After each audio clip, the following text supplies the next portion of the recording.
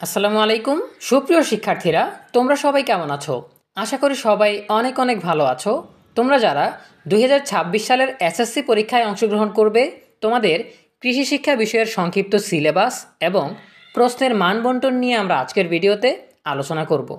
শুরু করার আগে সবার কাছে ছোট্ট একটা রিকোয়েস্ট করছি, যারা এখনও আমাদের চ্যানেলটিকে সাবস্ক্রাইব করোনি তারা এখনই সাবস্ক্রাইব করে রাখো, তাহলে শিক্ষা সম্পর্কিত সকল তথ্য এবং পরামর্শ সবার আগে পেয়ে যাবে। এ বিষয়ের সংক্ষিপ্ত সিলেবাস জানার আগে আমরা প্রথমেই প্রশ্নের মান বন্টন জেনে নেই। এখানে তোমরা দেখতে পাচ্ছ এসএসসি বা সমমান পরীক্ষার বিষয়ভিত্তিক নম্বর বিভাজন 2026 সালের পরীক্ষা থেকে কার্যকর। এখানে আমরা যদি পরবর্তী পৃষ্ঠায় যাই, সেই ক্ষেত্রে আমরা কৃষি শিক্ষা বিষয়টা খুঁজে পাবো। সো এইখানে তোমরা দেখতে পাচ্ছ কৃষি শিক্ষা বিষয়টা রয়েছে। কৃষি শিক্ষা বিষয়ের জন্য পূর্ণ মান হচ্ছে 100। এর মধ্যে তত্ত্বীয় অংশের জন্য 75 নম্বর আর ব্যবহারিক অংশের জন্য 25 নম্বর বরাদ্দ। তত্ত্বীয় অংশে কী কী থাকবে? সৃজনশীল প্রশ্নের জন্য 40 নম্বর, সংক্ষিপ্ত প্রশ্নের জন্য 10 নম্বর এবং বহু নির্বাচনী প্রশ্নের জন্য 25 নম্বর বরাদ্দ। প্রতিটি সৃজনশীল প্রশ্নের মান 10, প্রতিটি সংক্ষিপ্ত প্রশ্নের মান 2, প্রতিটি বহু নির্বাচনী প্রশ্নের মান 1। 7টি সৃজনশীল দেয়া থাকবে, এর মধ্যে 4টি সৃজনশীল প্রশ্নের উত্তর দিতে হবে। 7টি সংক্ষিপ্ত প্রশ্ন দেওয়া থাকবে, এর মধ্যে যে কোনো 5টি প্রশ্নের উত্তর দিতে হবে।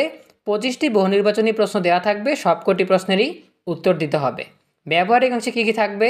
ব্যবহারিক অংশে একটি পরীক্ষণ থাকবে, যন্ত্র বা উপকরণ সংযোজন ও ব্যবহার, সঠিক প্রক্রিয়া অনুসরণ, উপাত্ত সংগ্রহ ও প্রক্রিয়াকরণ, পর্যবেক্ষণ, অঙ্কন, শনাক্তকরণ বা অনুশীলন। এর জন্য থাকবে 15 নম্বর। এরপরে ব্যাখ্যাসহ ফলাফল উপস্থাপনের জন্য থাকবে 5 নম্বর। মৌখিক অভিক্ষা বা মৌখিক পরীক্ষার জন্য থাকবে 5 নম্বর। এ বিষয়ের মানবন্টন আমরা জেনে নিলাম। এবারে আমরা সংক্ষিপ্ত সিলেবাস জেনে নিই। 2026 সালের এসএসসি পরীক্ষার পুনর্বিন্যাসকৃত পাঠ্যসূচি। বিষয় কৃষি শিক্ষা, বিষয় কোড 134। প্রথমেই রয়েছে অধ্যায় 1 কৃষি প্রযুক্তি। এখান থেকে কোন কোন পাঠগুলো পড়তে হবে? পরিচ্ছেদ 1 ফসল নির্বাচন, দ্বিতীয় পরিচ্ছেদ ফসল উৎপাদনের জন্য জমি প্রস্তুতি, তৃতীয় পরিচ্ছেদ ভূমি ক্ষয় ও ক্ষয় রোধ, এরপরে আছে চতুর্থ পরিচ্ছেদ বীজ সংরক্ষণ, পঞ্চম পরিচ্ছেদ খাদ্য সংরক্ষণ, ষষ্ঠ পরিচ্ছেদ সম্পূরক খাদ্য, মাছের খাদ্য, পশুর খাদ্য। এরপরে আছে অধ্যায় 2 কৃষি উপকরণ। এখানে কোন কোন পাঠগুলো পড়তে হবে? প্রথম পরিচ্ছেদ ফসল বীজ ও বংশবিস্তারক উপাদান, এরপরে আছে পরিচ্ছেদ 2 মাছের পুকুর, আদর্শ পুকুরের বৈশিষ্ট্য, মাছ চাষের পুকুরের পানির গুণাগুণ, পুকুরের প্রকারভেদ, পুকুরের বিভিন্ন স্তর, পুকুরে বসবাসকারী জীব সম্প্রদায়।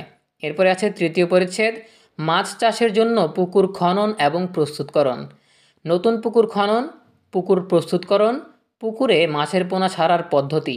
এরপরে আছে চতুর্থ পরিচ্ছেদ মাছের অভয়াশ্রম, পঞ্চম পরিচ্ছেদ মৎস্য সংরক্ষণ আইন, ষষ্ঠ পরিচ্ছেদ গৃহপালিত পাখির আবাসন, হাঁস মুরগির আবাসন, হাঁস মুরগির আবাসন তৈরির ধাপসমূহ, সপ্তম পরিচ্ছেদ গৃহপালিত পাখির খাদ্য, মুরগির খাদ্য ও তৈরির নিয়মাবলী, হাঁসের খাদ্য ও তৈরির নিয়মাবলী, অষ্টম পরিচ্ছেদ গবাদি পশুর খাদ্য, খাদ্যের প্রকারভেদ, হে এবং সাইলেজ।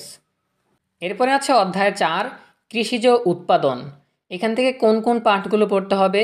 প্রথম পরিচ্ছেদ ফসল চাষ পদ্ধতি, ধান চাষ পদ্ধতি, পাট চাষ পদ্ধতি, তৃতীয় পরিচ্ছেদ ফুল ফল চাষ পদ্ধতি, গোলাপ চাষ পদ্ধতি, কলা চাষ পদ্ধতি।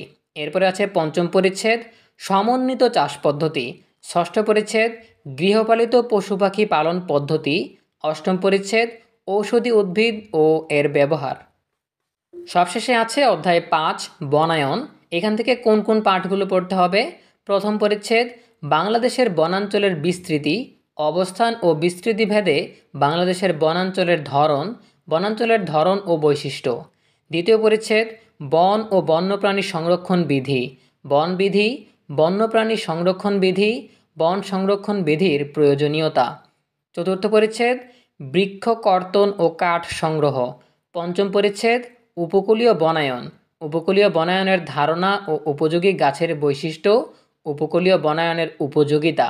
এই ছিল তোমাদের তত্ত্বীয় অংশের সংক্ষিপ্ত সিলেবাস। এবারে আমরা দেখে নিই যে সিলেবাসে কোন কোন ব্যবহারিকগুলো রয়েছে। এখানে 7টা ব্যবহারিক দেয়া আছে। 1. মাটির প্রকৃতি ও বৈশিষ্ট্য বিশ্লেষণ করে সরবরাহকৃত বিভিন্ন ধরনের মাটির নমুনা পর্যবেক্ষণ ও শনাক্তকরণ। 2. মাটির পাত্রে বীজ সংরক্ষণ। 3. উদ্ভিদতাত্ত্বিক বীজ ও কৃষিতাত্ত্বিক বীজ পর্যবেক্ষণ ও শনাক্তকরণ। ধান, গম, মূলা, মরিচ, আলু, আদা, গাঁদাফুল ও মেহেদির কাণ্ড। 4. পুকুরে পর্যাপ্ত প্রাকৃতিক খাদ্যের উপস্থিতি নির্ণয়। 5. ধান বা পাট ফসলের সরবরাহকৃত নমুনা, উপকারী ও অপকারী কীটপতঙ্গ শনাক্তকরণ ও পর্যবেক্ষণ। 6. ঔষধি উদ্ভিদের সরবরাহকৃত নমুনা পর্যবেক্ষণ ও শনাক্তকরণ। 7. সরবরাহকৃত নমুনা গোলকাঠ বা তক্তার পরিমাপ নির্ণয়।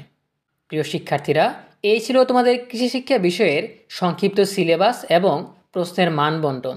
দেখা হবে পরবর্তী বিষয়ের সংক্ষিপ্ত সিলেবাস নিয়ে। ভালো থাকো সবাই। ধন্যবাদ সবাইকে।